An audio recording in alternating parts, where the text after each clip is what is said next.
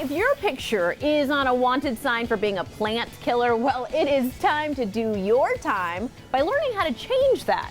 That's right, there are options out there, and while they may not be your typical indoor greenery, they can survive without your undivided attention. So meet your Cacti Terrarium. Put down that houseplant. It's time for Cacti Terrariums. I am that guy where plants go to die. I'm like the slow executioner of plants. Are these going to be easier to keep alive? Yes, they can last forever as long as you take care of them. To help you make the perfect cacti terrarium, we went to Jade and Clover in Phoenix, Arizona, and spoke with Teresa Martinez.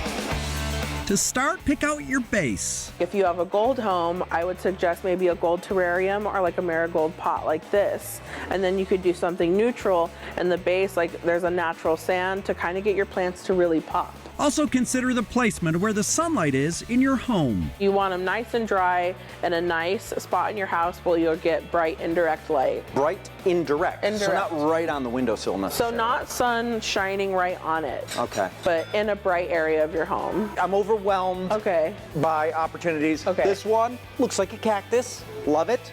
This one, very kind of austere and modern. So let's pick all the ones that you like and put them next to each other, and then we'll start picking plants and see what looks best.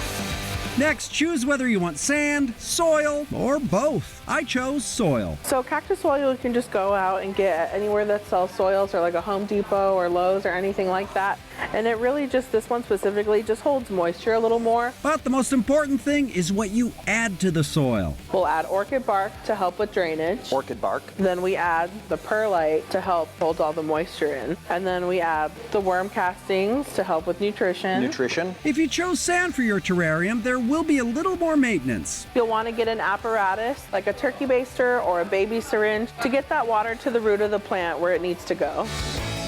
And lastly, pick your cacti. I'm not sure I understand the difference between a succulent and a cacti. The only difference is that cacti are a little hardier.